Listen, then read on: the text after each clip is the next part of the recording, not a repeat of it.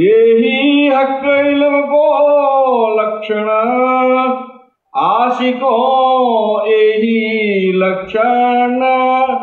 यही इल्म इश्क के आरिफ है, सोई अर्श रूह मोमिन, सोई अर्श रूह मोमिन। बांग्लादेश वर्णन करो रे रूह जी।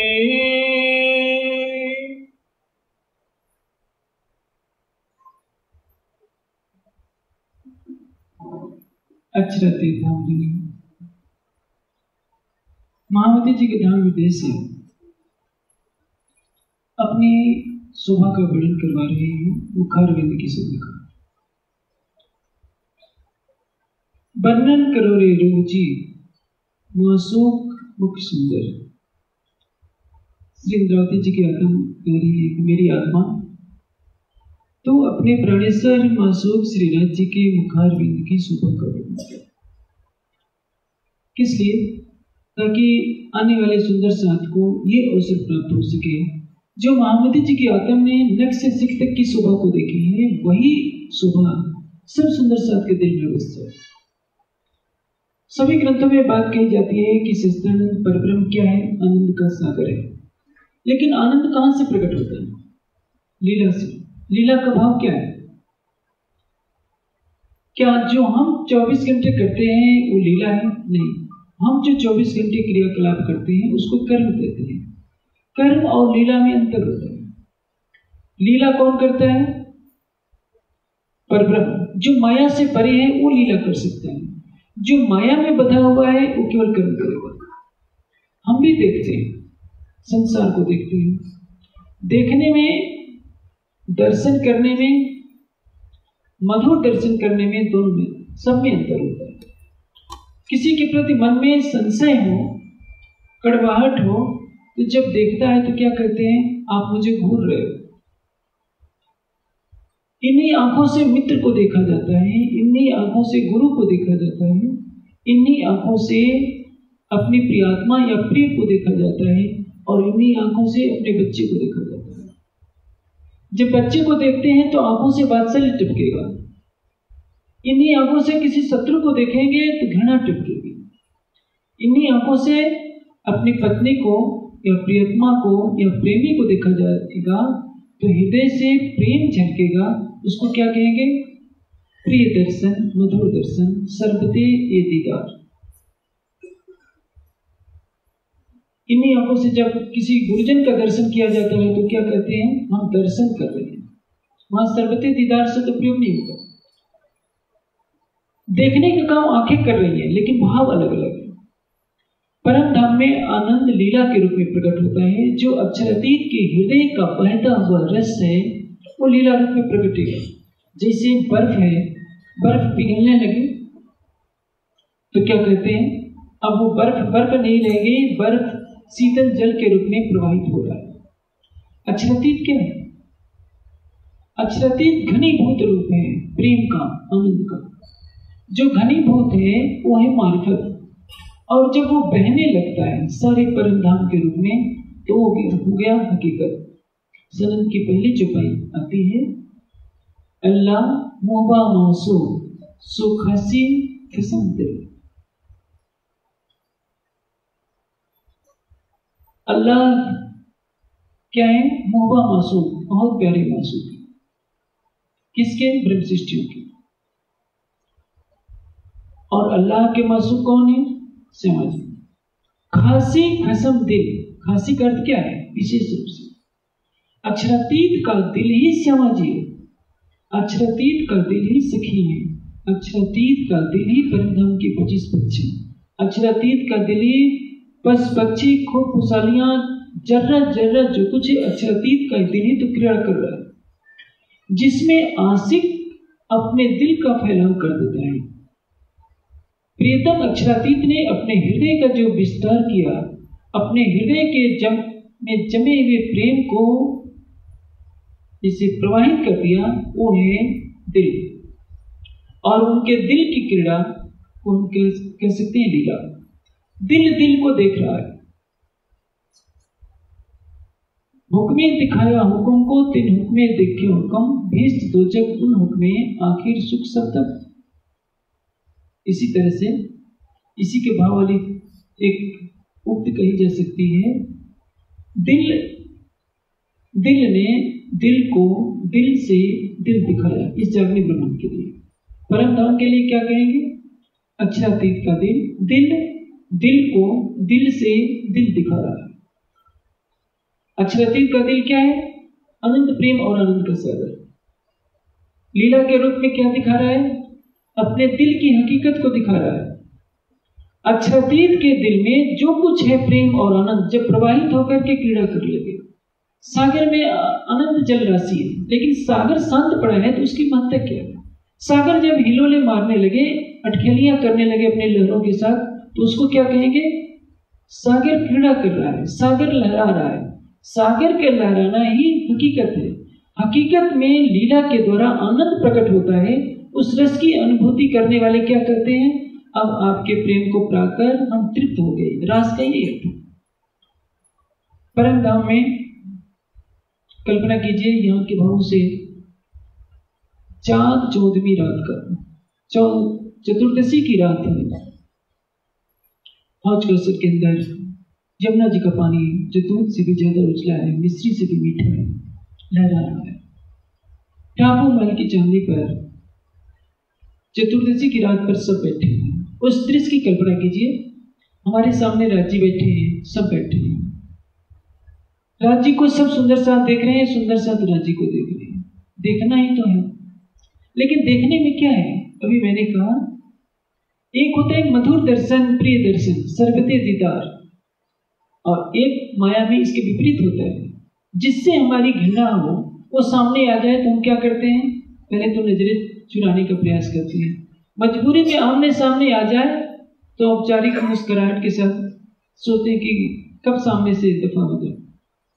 देख सभी रहे, लेकिन एक और प्रेम का सागर बैठा है, अपने हृदय में प्रेम का अनंत सागर लिए हुए, और अपने ही दिलों को असंख्य सखियों के रूप में दर्शा दिया। दोनों एक दूसरे को देख रहे हैं। लहर कहां से निकलती है? सागर के जल से, और हवा में लहराकर फिर सागर में मिल जाती है। एक अद्वैत संबंध है, सागर और लहर दो भी। वही अद्वैत स्वलीला अद्वैत संबंध है अक्षरातीत और श्यामा जी में। तभी कहते हैं अल्लाह मोबा मासो सो खासी खसम दिल। अक्षरातीत एक है, एक ही रहेगा, लीला रूप में दो के रूप में दृष्टिगोचर हो रहा है।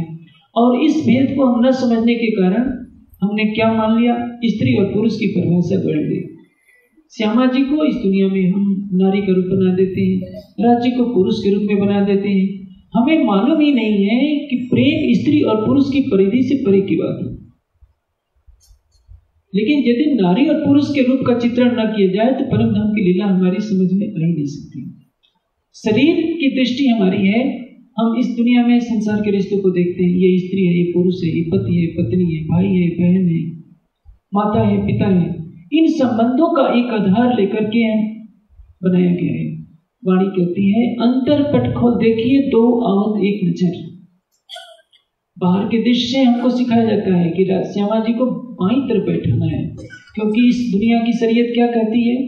पत्नी को पति के हमेशा बाईं तरफ बैठना चाहिए। आप श्यामा जी को दाईं तरफ बैठा करके चित्र बना दीजिए और राज्य को बाईं तरफ बैठा दीजिए।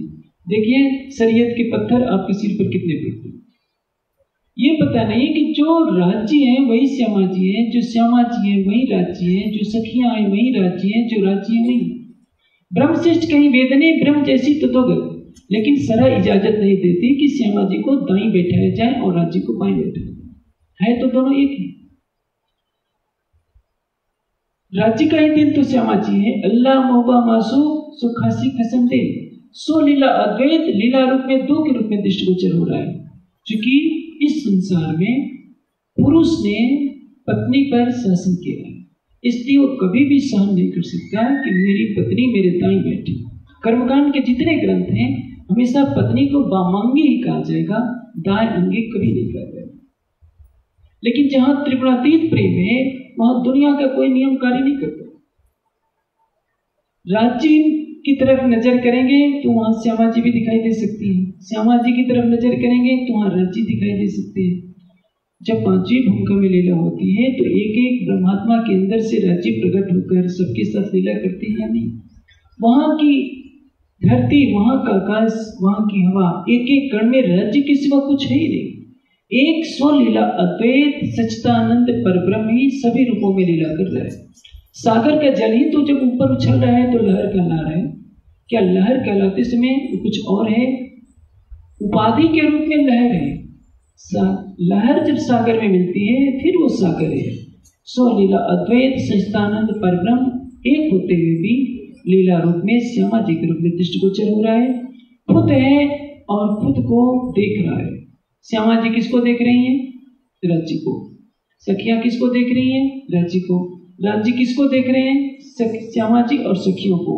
और सब आनंद में डूब रहे हैं। इसको कहते हैं सुख देवो सुख लेवो।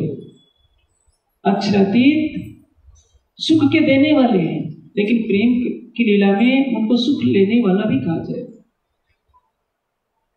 अभी प्रसंग चल रहा था चांद 14वीं रात का।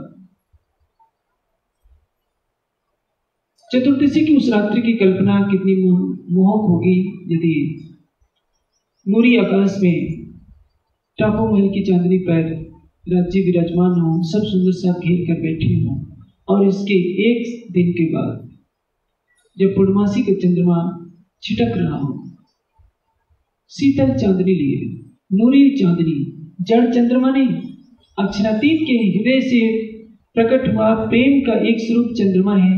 अक्षरातीत के हृदय से प्रकट होने वाला नूरी आकाश से नूरी सखियां हैं। और पूर्णमासी की रात्रि में जब रंगमहल की चांदनी पर बैठकर सब सुंदर साथ के बीच में राज्य की शोभा को देखा जाए तो वो सुख क्या होगा?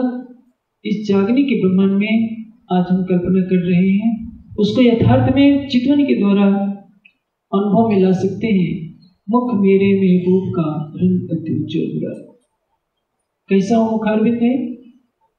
जैसे कि दूध में लालिमा घोल दी गई, रंग अति उज्ज्वल गुलाल। उज्ज्वलता और लालिमा दोनों का मिश्रण है, वो है श्री राज्य का मुखारविंद। नूर को नूर जो नूर है, किन्मुख कहूं रंग सो। कान माया में असंख्य सूरज चांद सितारे हैं, गैलेक्सियां हैं। ये नूर नहीं है, ये अग्नि तत्व है। इनके अंदर दाहकता है, प्रेम नहीं। इनके अंदर जड़ता है, ये चेतन नहीं है। सारे नक्षत्रों के प्रकाश को मिला दिया जाए तो नूर की कंकरी का भी मुकाबला नहीं कर सकते, क्योंकि जड़ पदार्थ है, ये स्वप्न के पदार्थ है, दिखाई नहीं दे रहे। आप देखेंगे पानी के अंदर सूर्य चमक रहा है, लेकिन सूर्य का तेज आपको जला तो नहीं सकता, पानी वाला वो प्रतिबिंब है। इस तरह से असंख्यों सूर्यों का, गैलेक्सियों का जो प्रकाश है वो मात्र स्वप्न के समान है। योग माया में जो नूर है वो अक्षर का नूर है, अक्षर का जो नूर है वो राज्य का नूर है। नूर को नूर जो नूर है, किन्मुख कहूं रंग सोर। जिस योग माया के नूर का मूल अक्षर है, उस अक्षर के भी नूर का मूल जो अक्षरातीत है, उनके मुखारविंद की शोभा को कैसे दर्शाया जा सकता है? अब वो शोभा वर्णित की जा रही है हमारे और आपके लिए, ताकि महामती जी की आत्मा ने तो अपने धाम हृदय में अपने प्राणेश्वर अक्षरातीत को बसा लिया है। हमारी आत्मा की जागने की कसौटी यही है, हम भी वही कार्य करें जो 5वें दिन के लीला में महामती जी के साथ सब सुंदर साथ में किया था। प्रातः चितवनी, सायं चितवनी। चितवनी और चर्चा किसी में कुछ नहीं है, और उस रास्ते पर चलकर हम अनुभव कर सकते हैं कि पूर्णमासी की रात्रि पर, पूर्णमासी की चांदनी रात पर, रंगमहल की चांदनी पर राज्य के मुखार बिंद को देखने का सुख जो है, हम जागनी लीला में चितवनी के द्वारा यही बैठे बैठे प्राप्त कर सकते हैं। आप ये न सोचें कि परम धाम जाएंगे तब देखेंगे। इति बैठे घर जागे धाम। इति बैठे घर जागे धाम का तात्पर्य क्या है? भले ही माया का खेल चल रहा है, आपको सुनहरा अवसर है।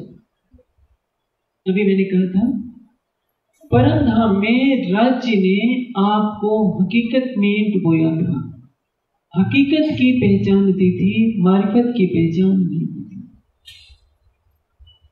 मैं हक अर्थ में जुदा जानती ल्यावती शब्द में वर्णन। जुदा का अर्थ क्या है? सब सखियां समझती हैं हम राज्य को रिझाती हैं। ये पता नहीं कि जो रिझाने वाला है वो तो खुद राज्य है, जो रिझने वाला है वो राज्य तो है ही, रिझाने वाला भी तो वही है। लीला रूप में सखियां क्या सोच रही हैं कि वो तो पशु पक्षी हैं। आप चर्चनी के विद्वानों से आप वार्ता कीजिए तो क्या कहेंगे कि पशु पक्षियों को, बंदरों को रंगमहल में जाने की इजाजत नहीं है। कल्पना कीजिए बेचारे किसी के मन में इच्छा हो जाए कि हम रंगमहल में घूम आए तो क्या उसको जेल में बंद कर दिया जाएगा? एक काल माया का ब्रह्मांड तो नहीं है कि राष्ट्रपति के महल में जाने के लिए पहले पुलिस के लग जाए। एक वहदत है, एक अक्षरातीत का दिल है और वही अक्षरातीत का दिल तो सभी रूपों में क्रीड़ा कर रहा है। जो इस एक पशु पक्षी के अंदर है वही श्यामा जी के अंदर भी है, क्योंकि सबका दिल एक है। राज्य के दिल के सिवा कोई दूसरा है ही नहीं। स्वलीला अद्वैत ही असंख्य रूपों में क्रीड़ा कर रहा है और उसको लीला में डूबने वाले उसका पता नहीं चल पा रहा है, क्योंकि वो ये समझ रहे हैं कि हम इनको रिझा रहे हैं। रब्द का कारण यही है और रब्द का निर्णय होगा किसके द्वारा? इस जागनी ब्रह्मांड में वाणी के द्वारा कि हम तुम एक वतन के अपने रूह नहीं दो। महामती जी ने यह स्पष्ट कर दिया कि परमधाम की आत्माओं तुम अंतर्दृश्य देखो तो तुम्हारे और हमारे बीच में कोई भी पर्दा नहीं है। मैं हक अर्थ में जुदा जानती ल्यावती शब्द में वर्णन। परमधाम में भी श्यामा जी ने तो समझा था कि मेरा प्रेम बड़ा है क्योंकि मैं सबको रिझाती हूँ। सखियों का कहना है हम रिझाती हैं। जागने की इस वेला में परमधाम की तातम वाणी ने, सागर सिंगार परिक्रमा खिलौत ने ये निर्णय सुना दिया। कौन है? एक स्वलीला अद्वैत। और उसी संबंध में सनंद का ये कथन खासी कसम दे सारे भेद स्पष्ट कर देता है कि राज्य का ही विशेष रूप से दिल श्यामा जी, सभी पूरा परमधाम, सभी सखियां, खूब खुशहालियां, कण कण राज्य का दिल है। मारिफत हकीकत में क्रीड़ा कर रहे हैं और यहाँ मारिफत अपने स्वरूप की पहचान दे रहा है कि मैं कौन हूँ और तुम कौन। हकीकत के आनंद में सभी इतने डूब गए कि किसी को अपने स्वरूप की वास्तविक पहचान नहीं हुई। सबने हकीकत को जाना क्योंकि हकीकत की लीला को ही समझाया गया। यहाँ लज्जत देकर के बता दिया जा रहा है कि देखो मार्फत ये है, हकीकत ये है। अब महामती जी के धाम हृदय में विराजमान होकर अक्षरातीत अपने मुखारविंद की शोभा का वर्णन कर रही हैं। वर्णन करो रे रूह जी मासूम मुख सुंदर। मासूम किसको कहते हैं? जिसको चाहा जाए। आप देखेंगे आम की एक गुठली बो देते हैं, एक पौधा तैयार होता है, कुछ समय के बाद वृक्ष बन जाता है। फिर उस वृक्ष पर उस गुठली जिस आम से निकली है वैसे हजारों आम लग जाते हैं और फिर उन आमों को पक जाने के बाद जमीन में बो दीजिए तो फिर हजारों वृक्ष तैयार हो जाते हैं। यही श्रृंखला चलती रहती है। अक्षरातीत है अनंत प्रेम के सागर, अनंत आनंद के सागर। प्रेम और आनंद जिस दिल में ओतप्रोत हो, वहदत ओतप्रोत हो, निस्बत ओतप्रोत हो, सौंदर्य की राशि जिसमें क्रीड़ा कर रही हो, श्रृंगार जिसमें क्रीड़ा कर रहा हो, वो दिल असंख्य रूपों में दृष्टिगोचर होने लगा और वो राज्य को देखने लगा, राज्य उनको देखने लगे। बस यही परमधाम की लीला है। परमधाम की लीला में आनंद किस तरह से लिया जाएगा? दीदार से, देखने से, जीवा से, बातें करने से, कानों से उनकी मधुर आवाज सुनने का और झीलना वगैरह का जो भी सुख है वो क्या है? पांचों इंद्रियों के इर्द गिर्द घूमता है। इस संसार में हमारी पांचों इंद्रियां माया का सुख लेकर के खुश होती हैं। हमें अच्छा भोजन मिल गया, अच्छा कोमल स्पर्श मिल गया, अच्छी सुंदर वस्तु देखने को मिल गई तो हम खुश हो जाते हैं कि आज मजा आ गया। लेकिन ये मजा कितनी देर का है? शराबी को शराब ना मिले तो कहेगा कि आज मजा नहीं आया। इसे मजा शब्द का प्रयोग गुजरात में बहुत ज्यादा होता है। उत्तर भारत में मजा शब्द कह दीजिए तो लोग बुरा मानते हैं। मजा लेने का मतलब अच्छा लगना। हमें कोई चीज अच्छी लगती है, क्यों? हमारी इंद्रियों को अच्छी लगती है, लेकिन बाद में ग्लानि होती है क्योंकि ये माया तो दुख निधान चीज, माया में किसी चीज को आज खूबसूरत कोई चीज है, 10 सालों के बाद देखेंगे उसका रूप ढलना शुरू हो जाएगा। सुंदर से सुंदर कोई बहन हो, कोई भाई हो, कितने सालों तक सुंदर रहेगा? 50 सालों तक।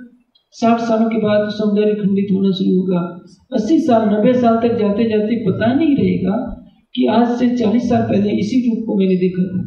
हर वस्तु इस संसार में नश्वर है, हर वस्तु का सुख क्षणिक है और ये मोह का ब्रह्मांड है। हमारी इंद्रियां पांचों विषयों का सेवन कर रही है। हमारी इंद्रिय जब सौंदर्य को देखती है तो इसको विषय कहा जाता है। हमारी जीवा जब अनावश्यक बोलती है तो इसको भी विषय कहा जाता है। हमारे कान जब अश्लीलता की बातें सुनते हैं तो इसको भी विषय कहा जाता है। लेकिन यदि यही इंद्रियों की शक्ति धनी की तरफ लग जाए, इन्हीं कानों से आप सिनेमा के गीत सुनते हैं, इन्हीं कानों से आप कीर्तन वाणी सुनते हैं, दोष इंद्रियों का नहीं है। दोष किसका है? हमारी विवेक शक्ति का, हमारी शक्ति की तरफ जा रही है। एक विद्वान जिनका धाम गमन हो चुका है, एक बार बातें कर रहे थे। किशोरदास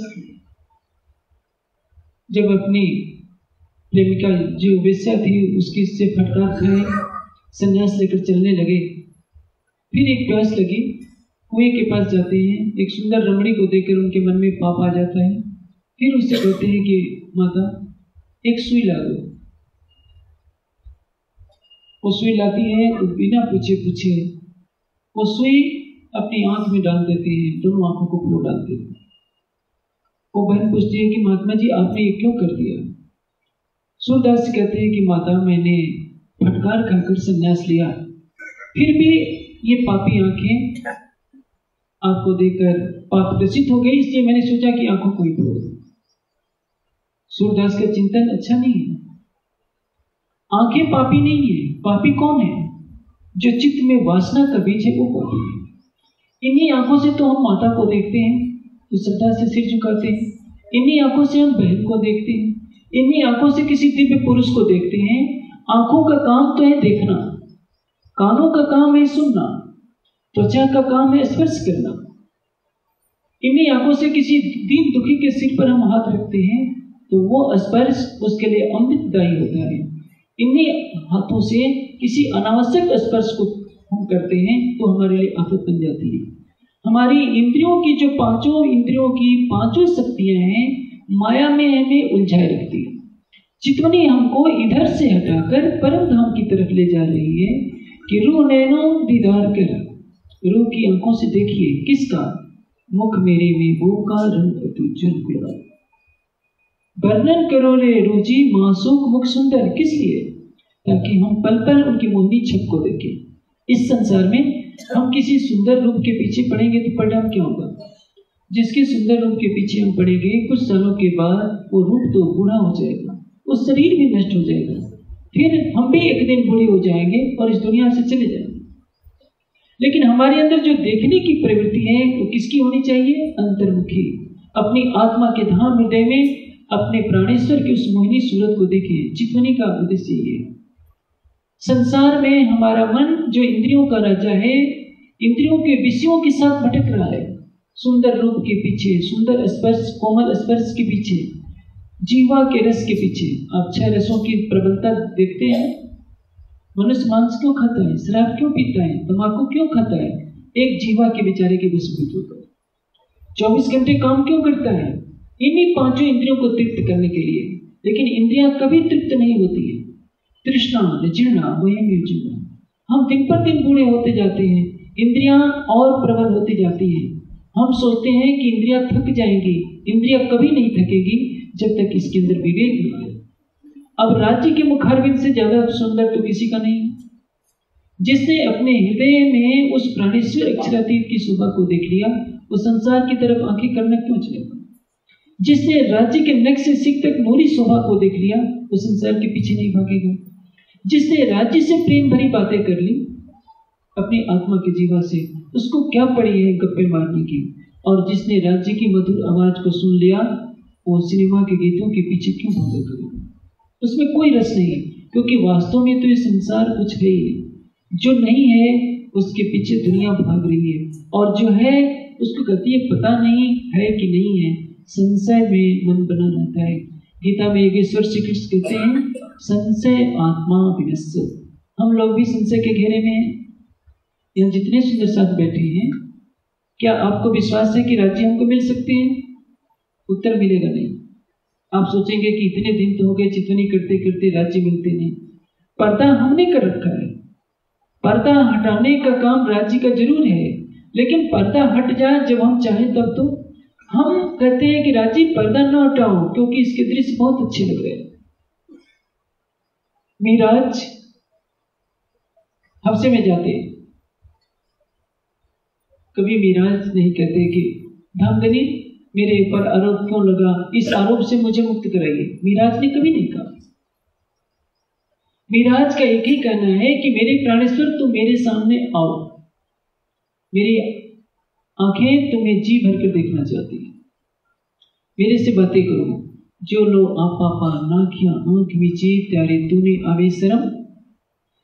जिसको शर्म नहीं आती है उसको क्या कहते हैं? सबको मालूम है। ये खटुते की भाषा है, जो प्रेम की भाषा है। खटुते की भाषा में आप नहीं चलेगा, जी नहीं चलेगा।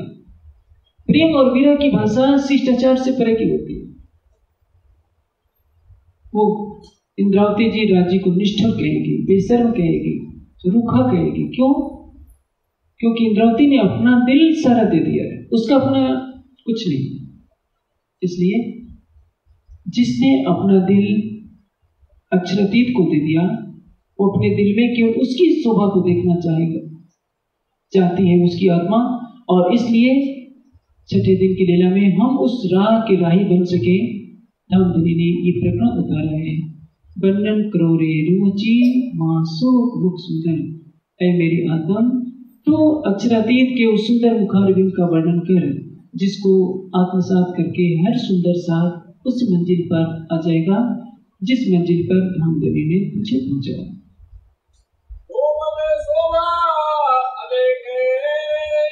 अक्षरातीत की शोभा क्या है? कोमल, आलेख है। कितना माधुर्य है उस मुखारविंद पर, कितनी कोमलता है। माधुर्य का अर्थ क्या होता है? 2 साल का बच्चा और 25 साल का युवक और 40 साल का, 50 साल का, चारों का रंग एक समान। एक ही व्यक्ति जब 2 साल का होता है तो उसके चेहरे पर जो मासूमियत, जो माधुर्यता होती है, वो 20 साल में कुछ कम हो गई। 20 साल में जो माधुर्यता होती है वो 40 साल में कुछ और होगी, और 50 साल में जाते जाते उसकी नाक ऊंची हो जाती है। नाक ऊंची का मतलब उसकी आंख की ग्रंथि और मजबूत हो जाती है।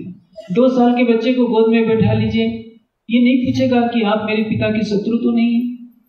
जो प्यार से बुलाएगा उसकी गोद में बच्चा चला जाएगा। उसको राग द्वेष नहीं, उसकी आंखें छल कपट नहीं जानती, उसकी आंखें माया का व्यापार कुछ नहीं जानती। उसकी आंखों में एक पवित्रता है, माधुर्यता है, उसके अंग अंग में कोमलता है। सभी राग देश की ग्रंथियों को उस बच्चे ने दूर कर रखा है, उसकी चाहत के प्रेम की है। बड़ा होता जाता है, 20 साल तक पहचानने लगता है कि मेरा है, ये मोर है। 50 साल का होने पर यदि उसमें अध्यात्म की ज्योति नहीं जली तो यही चाहेगा कि जो मैं चाहूं वही सबको करना होगा, जो मेरी इच्छा के विपरीत करेगा वो मेरा विरोधी होगा।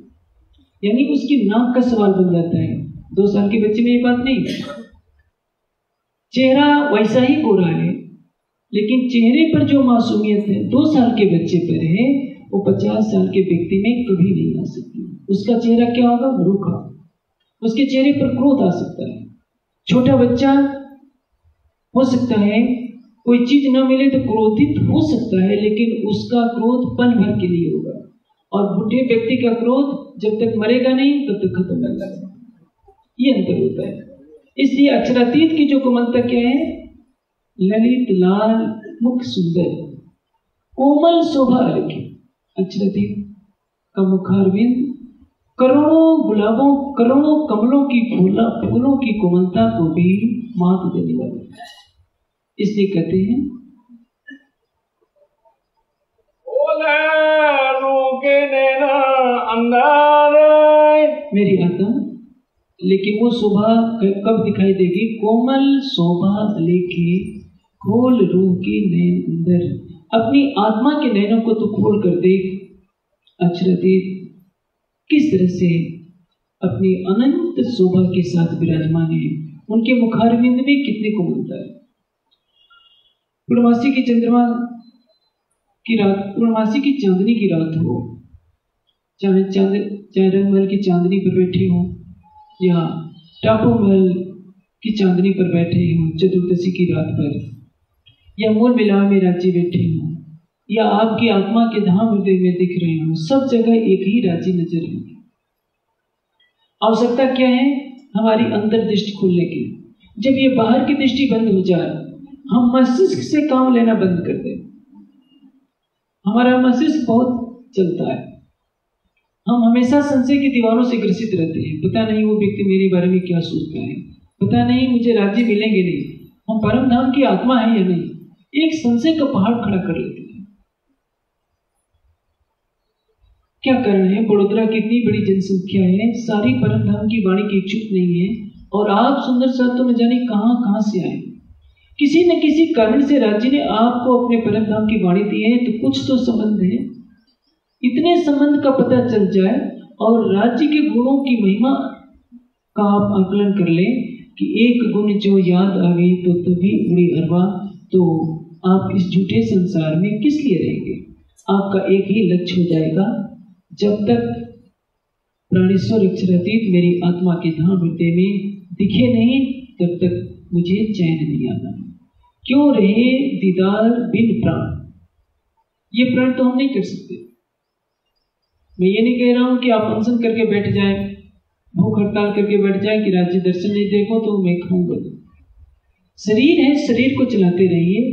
खाने के लिए न जिए, जीने के लिए खाइए। और रात्रि को सोते समय यह लक्ष्य बनाइए, आज की रात सपने में भी तो राज्य के मुखारविंद के दर्शन हो जाए।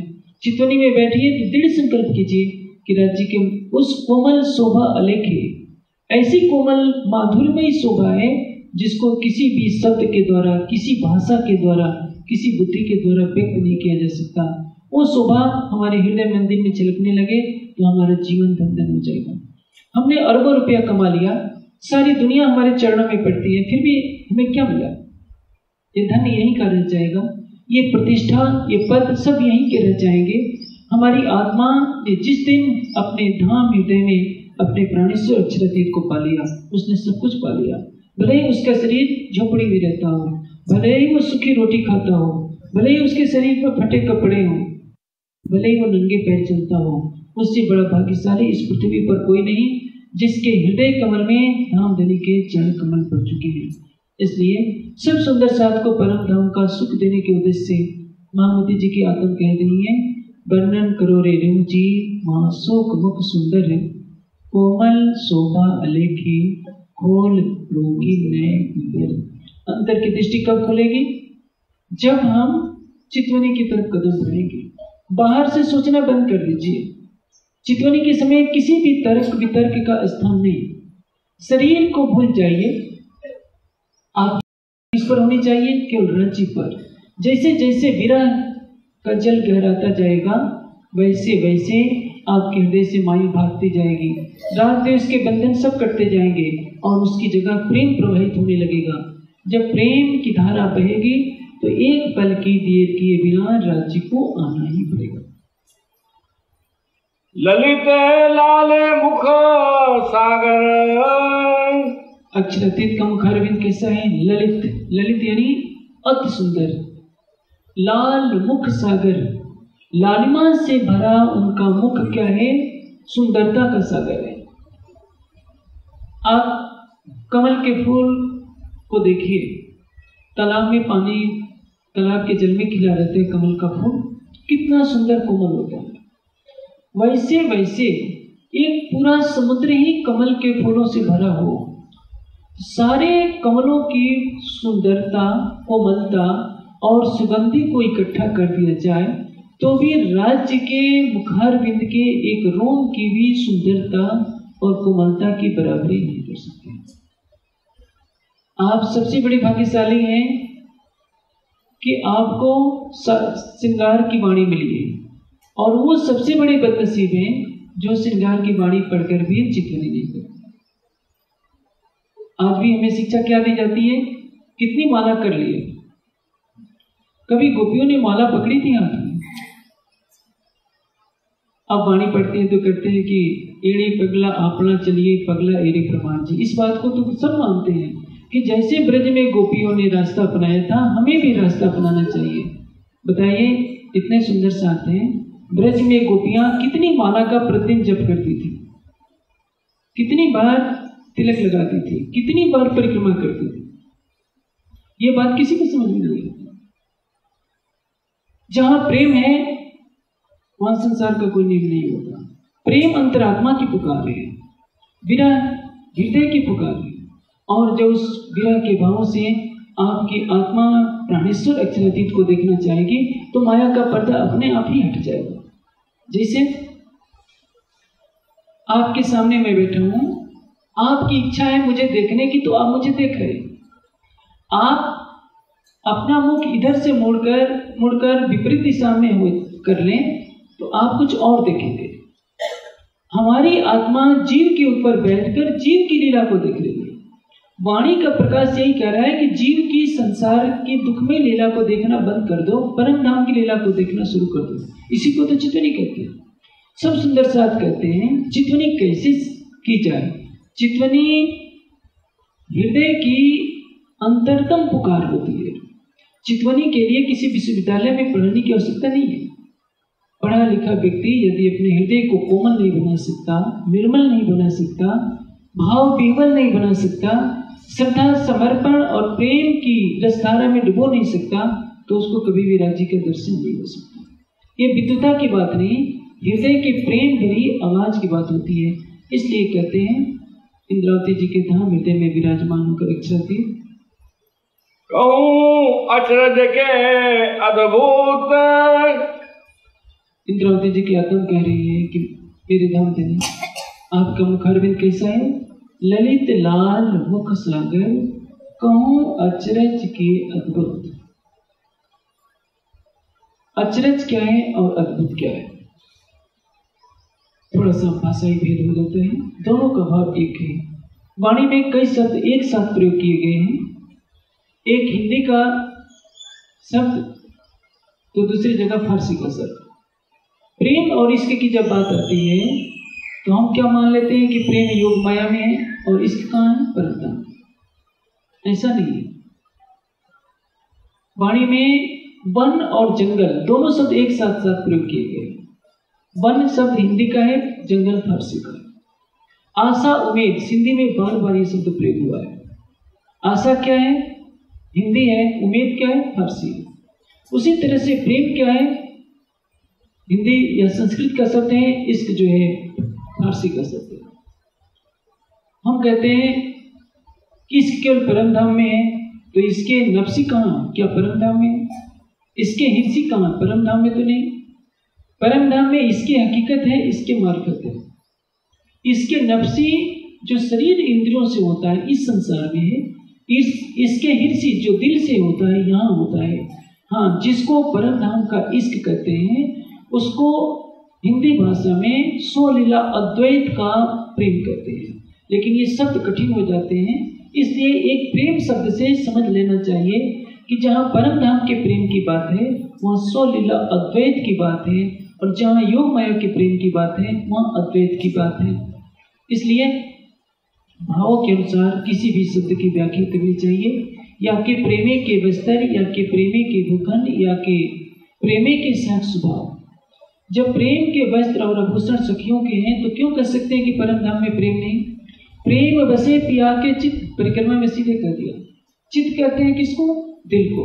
अक्षरातीत के दिल में इश्क है, अक्षरातीत के दिल में प्रेम है। तो परम धाम में प्रेम हुआ कि नहीं? इसलिए वाणी में कौन सा शब्द किस भाव से प्रयुक्त किया है उसी को उसी रूप में देखने से स्पष्ट होता है। कहूँ अचरज के अद्भुत। इंद्रावती जी की आत्मा कह रही है कि इस दुनिया में ऐसा कोई रूप नहीं जिससे मैं बता सकूं कि राज्य का मुखारविंद कितना सुंदर है। आप सुंदर साहब के सामने एक बात आती है कि चितवनी में तो राज्य का मुख हमने देखा ही नहीं, फिर कैसे चितवनी करें? यदि कहा जाता है कि इंद्रावती जी ने देखा है, जैसा वर्णन किया है वैसा ही भाव लीजिए, तो आप सोचेंगे कि संसार में किसी का मुख चौड़ा होता है, किसी का पतला होता है, किसी का गोल होता है, हम कैसे समझे कि राज्य का मुखारविंद ऐसा ही है? ये आपको करने की जरूरत नहीं है। आपको एक आधार बना लेना है कि राज्य का मुखारविंद ऐसा होगा। आप सोचेंगे कि क्या ये इमेजिन है, कल्पना है? कल्पना नहीं है, आधार है। कल्पना उसको कहते हैं जिसको कभी देखा ना हो। आधार उसको कहते हैं कि हमने वाणी पढ़ी, सागर श्रृंगार ग्रंथ का अवलोकन किया, महामती जी के धाम हृदय में अक्षरातीत विराजमान हुए, महामती जी के धाम हृदय से अपने नख से सिख तक की शोभा का वर्णन किए। वाणी पढ़कर हम इतना आधार तो ले सकते हैं कि राज्य का मुखारविंद इतना सुंदर हो सकता है, होठ इतने सुंदर हो सकते हैं, दोनों गाल इतने सुंदर हो सकते हैं, कानों में लटके हुए बाले इतने सुंदर दिखाई दे सकते हैं, घुंघराले बाल इतने दिखाई दे सकते हैं। जैसा राज्य का मुखारविंद है, उसके अरबवें खरबवें हिस्से के बराबर भी एक आधारभूत ढांचा तो खड़ा कर सकते हैं। आप उसी के लिए तड़पना शुरू कर दीजिए। प्रीतम अक्षरातीत कहीं दूर नहीं बैठा है। आप सोचते होंगे कि राज्य हम तक हमारी बात कहाँ कैसे पहुंचेगी? राज्य तक आपकी बात लाउड स्पीकर से नहीं पहुंचेगी, बार बार जप करने से भी नहीं पहुंचेगी, और किसी के द्वारा सिफारिश करवाने से भी नहीं पहुंचेगी। जब श्यामा जी के द्वारा 69 से ज्यादा पत्रों की सिफारिश राज्य स्वीकार नहीं करते हैं, तो आपकी भी सिफारिश को कोई सुनेगा नहीं। हाँ, किसी ब्रह्मणी परमहंस की शुभकामना अवश्य फलवती हो सकती है, लेकिन आप भी तो ये भाव लीजिए कि यदि मैं किसी से सिफारिश करवाती हूँ तो मैं भी परम धाम की आत्मा हूँ, मुझे सिफारिश करने की क्या जरूरत है? मेरा खुद का अधिकार है, मैं खुद जीव के विकारों को दूर करके क्यों नहीं आगे बढ़ सकती? सुंदर साथ को अपना आत्मबल पकड़ना होगा। प्रेम में सिफारिश सत्य नहीं चला करती। संसारिक कामों के लिए तो सिफारिश हो सकती है, लेकिन हमें अच्छा अतीत से प्रेम करना है। लेकिन इसमें सिफारिश चले कि ये कह देंगे तो राज्य हमसे प्रेम करने लगेंगे, राज्य हमसे दर्शन करने लगेंगे, ये प्रेम का एक अपमान है। आपका प्राणेश्वर आपके दिल में बसता है। आवश्यकता ये है परमहंसों से किसी तरह से, सत्संग से, वाणी से आप उस मार्ग का अन्वेषण कीजिए, किस मार्ग पर चले ताकि राज्य हमें अपनी आत्मा के धाम हृदय में दिखा दें। पहले कह दिया है, कल मैंने उसका कुछ अंश कहा था, अंदर ना ही निर्वल फिर ना हमें बाहर, कर दिखा एक कोट बेर तो नाम ही करता। हम शरीयत की बंदगी कितने भी करते रह जाएं, कितने भी उछलते कूदते रह जाएं, कंगारू जंप एक चलाएं, लोग कंगारुओं की तरफ कूदने लगते हैं और गाते हैं हमें इश्क हो गया, इश्क हो गया। इस तरह से कूदने से थोड़ी राज्य मिलती है। इश्क को ए लक्षण जो नैनो पलक न ले, दौड़े फिरे न मिल सके, अंतर नजर पिया मिले। इश्क का क्या लक्षण है? अंतर नजर पिया में दे, हमारी आंतरिक दृष्टि प्रीतम में लग जाए, नैनो पलक मिले, और हमारी आत्मा के नेत्र पल भर के लिए भी झपकने न पाए, यानी वहां से सुरता हटने न पाए। हमें केवल इतना करना है कि जो हमारा जीव निष्ठुर बन चुका है, इतना रुखा बन चुका है कि वाणी को सुनने के बाद भी उसके अंदर प्रेम का आवेश नहीं होता। ये वाणी सुनते हैं जिनको आवेश न आया, हम सोने नेचे वासना ताको करो जीव भेजे से। महामती जी कहते हैं कि परम धाम की वाणी सुनने के बाद भी जो प्रेम के आवेश में डूब नहीं जाता, लगता है कि उसके अंदर परम धाम की या तो आत्मा नहीं, वो जीव है, या यदि परम धाम की आत्मा भी है तो माया की गहरी फरामोशी में सोई हुई है। हमें क्या करना होगा? हमें अपने हृदय की निष्ठुरता को दूर करने के लिए प्रतिदिन दृढ़ संकल्प लेना होगा। चाहे कितने भी थके मादे हों, बिना राज्य को दिल में बसाए हुए नहीं सोना। ये बात मैं कई सालों से कहते आ रहा हूँ, लेकिन सुंदर साथ बहुत कम ही होंगे जो मेरी बात को अंगीकार करते हैं। मैं किसी से कोई संसार की चीज मांगू तो तुरंत कहीं ला देंगे कि राजन स्वामी को खुश कर देना, ये चीज लेकर चलनी है।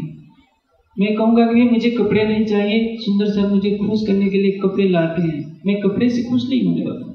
मैं आपसे तो केवल एक चीज मांगता हूँ कि रात को सोते समय अपने प्राणेश्वर अक्षरातीत को अपने दिल में बसा करके सो जाइए, और सवेरे उठिए तो और कुछ काम बाद में, पहले आंखें बंद कर, किसी को पता न चले, अपने दिल में ललित लाल मुख सागर, कहो अचरज के अद्भुत, इसको बसा लीजिए। कैसा मुखारविंद है, कैसे उसके होठ हैं, कैसा उसका माथा है, कैसे उसके घुंघराले बाल हैं, कैसे उसके कान हैं, कानों की शोभा क्या है, मुस्कुराते हुए मुखारविंद की शोभा क्या है, इसको देखना है, इसका दीदार करना है, और इसमें आपका कुछ नहीं लगेगा। ऐसा यदि आप प्रतिदिन 1 घंटा भी करते हैं तो देखिए कुछ वर्षों में ही आपकी आध्यात्मिक अवस्था कितनी ऊंची हो जाती है। न कोई मन्नत मांगने की जरूरत पड़ेगी, न चादरें चढ़ाने की जरूरत पड़ेगी, न बागे चढ़ाने की जरूरत पड़ेगी, न भोग प्रसाद, न परिक्रमा, और आपके दिल में 24 घंटा ऐसी मस्ती रहेगी, उठते बैठते सोते जागते आप किसी के बारे में चर्चा नहीं करेंगे। आंखें बंद होगी तो आपकी आंखों में केवल प्रीतम समाये रहेगा। प्रीतम छवि नयनन बसी, पर छवि कहाँ समाये, भरी सराय रही मिलक पथिक आप।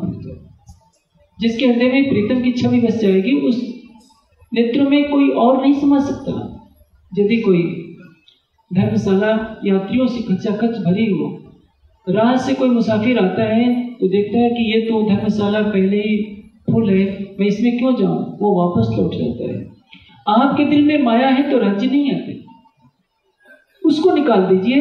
रात को सोते समय दिल संकल्प कीजिए कि मुझे अपने दिल में धनी को बसाना है। धनी को बसाने के लिए धनी तो है ही, आपको एहसास होना चाहिए कि मेरी आत्मा के अंदर है, ये माया का पर्दा हटेगा तो जैसे ही विरह की लपटें तेज होगी, राज्य की भी शक्ति नहीं है कि आपके धाम दिल में न आए और आपकी आत्मा को दीदार न दे। जो ये बार बार कहते हैं कि एक बार पुकारोगे मैं 10 बार जी करूंगा, वो आपके धाम हृदय में क्यों नहीं आएगा। लेकिन आत्मविश्वास तो होना चाहिए, आपके पास आत्मविश्वास ही नहीं है। आत्मविश्वास रखिए, आपकी आत्मा धनी के चरणों में है। आप प्रियतम परब्रह्म की हिलादनी शक्ति है। आपका प्राणेश्वर आपकी प्राण की नली से भी निकट है और वो आपसे प्रेम करता है, आप उससे करें या न करें। वो आपको पल पल देखता है, आप उसको देखना चाहिए न चाहिए। वो आपको अपने हृदय में बसाए रखता है, आप उसको बसाना चाहें या न चाहें। उसके केवल आप हो, आप भले उसको अपना माने या न माने। एक बस अंतर है हमारी चिंतन का और अक्षरातीत के चिंतन का। अक्षरातीत के हृदय में केवल हम हैं, हमारे हृदय में कई हैं। आप मेरे कहने का अर्थ समझ गए हैं। हमारे हृदय में हमारे पति हैं, पत्नी है, बच्चे हैं, रिश्ते नाते हैं, और राज्य के दिल में केवल परमधाम की आत्माएं हैं। पर्दा तो हमने खड़ा कर रखा है, पर्दा तुम ही करत है अंतर न आड़ो। राज्य कहते हैं मैं तुमको देखता रहता हूँ, तुम मुझे कभी देखना ही नहीं चाहते। तुम संसार की लीला में मस्त हो रही हो तो तुम्हारे सबसे पास होकर भी मैं तुम्हें नजर नहीं आता। हम राज्य को दोष देते हैं, क्या करें। मेहर सागर का गोटा पढ़ते पढ़ते ये 40 दिन हो गए, राज्य ने हमारी इच्छा पूरी नहीं की। जिसकी मेहर बरस रही है उस मेहर के सागर को कोई दिल में अपनाना नहीं चाहता, मेहर के सागर की चौपाइयों को पाठ करना चाहता है। कहाँ हकीकत और कहाँ शरीयत, कहाँ राजा भोज, कहाँ गंगवा तेली, वरना मेहर कहाँ हो सकता है।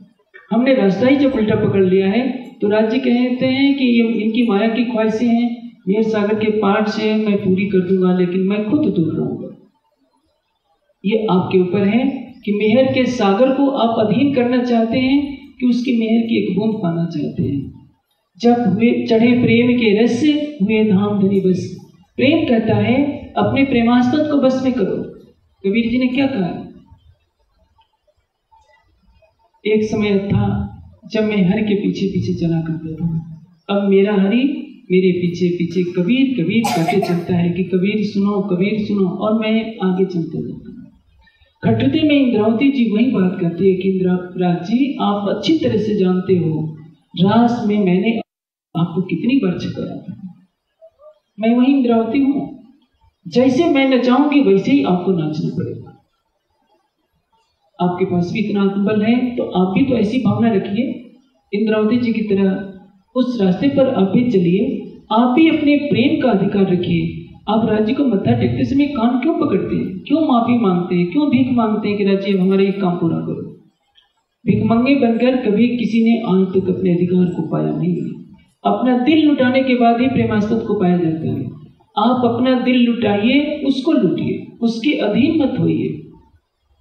लेकिन ये मेरी बातें कुछ अटपटी हैं, किसी को हो सकता है अच्छी न लगे, मैं क्षमा चाहूंगा। हाँ, लेकिन सागर की वाणी वही कहेगी, सिंगार की वाणी वही कहेगी। मैं वही कह रहा हूँ जो राज्य ने वाणी में कहा है। हाँ, हो सकता है समाज को ये बातें विशेष अच्छी भी नहीं लग सकती है, लेकिन जब सुंदर साथ वाणी में डूबेगा, अपने दिल से पूछेगा, तो लगेगा कि ये बातें वैसी ही हैं। क्यों करे आवे बानिए में, कह रहे हैं कि जो अक्षरातीत की शोभा है वो वाणी के द्वारा व्यक्त नहीं हो सकती। ये बकासूरत लाहूत, क्योंकि यह शोभा किसकी है? बकासूरत लाहूत, अखंड परमधाम में जो राज्य की शोभा है, उस शोभा को इस दुनिया के किसी भी शब्द से व्यक्त नहीं किया जा सकता। और सब सुंदर साथ से मैं ये आशा करूंगा कि आज तीसरा दिन है, कल के बाद 5 परसों कार्यक्रम समाप्त हो जाएगा। हर साल आता है, हर साल चला जाता है।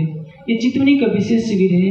सुंदर साथ को थोड़ा बहुत कष्ट हो रहा होगा, लेकिन जहाँ तक मैं सोचता हूँ, पहले तो पाठ में शरीर थक जाता होगा, आपके ऊपर पाठ का जोर तो नहीं है। इसलिए जब भी चितवनी का कार्यक्रम हो, चर्चा का कार्यक्रम हो, मुझे आशा है कि आप पूरी ऊर्जा के साथ इसमें बैठे रहेंगे, इसका लाभ लेंगे और घर जाने के बाद भी यहाँ के क्रम को बनाए रखेंगे। रात्रि हमारी बीते राज्य के चितवनी से निद्रा में हमारे राज्य आए, संसार की कोई और बात न आए। सवेरे उठें तो हमारी आंखें बंद हो जाएं बैठकर, और हमारी आत्मा के धाम हृदय में प्रीतम की छवि बस जाए, तब हमारे ये नेत्र खुलें तो हमारा जागने में आना सार्थक हो जाएगा। ये बकासूरत लाहूत,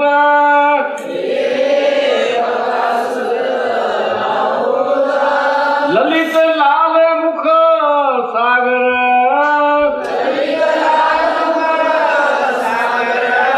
कहूँ अचरज के अद्भुत,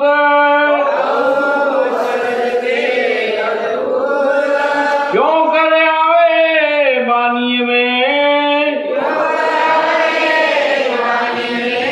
ये बकासूरत लाहूत, ये बकासूरत लाहूत।